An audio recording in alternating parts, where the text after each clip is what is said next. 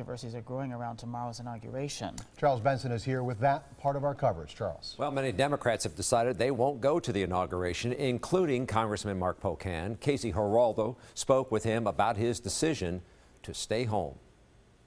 Until last week, Congressman Mark Pocan, the Madison Democrat, had a seat on a direct flight from Madison to Washington, D.C. I had fully intended to go to the inaugural regardless of who got elected. Pocan says concerns about conflicts of interest, reading the brief on Russian hacking and election interference, and tweets like this one changed his mind. I respect the office of president. And I don't know if Donald Trump respects the office of president. So Pocan joins more than 60 Democratic congressional colleagues who won't watch Trump become president.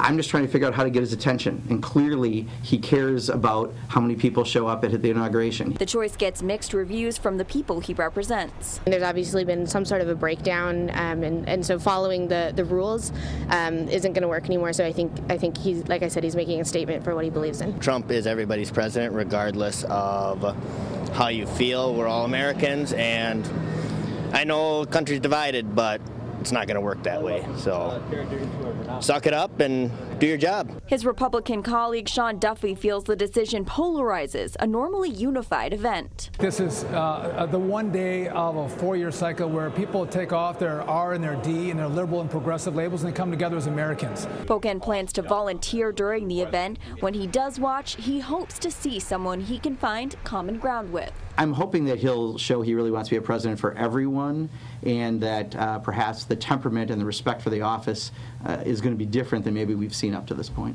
Casey Geraldo, today's TMJ4.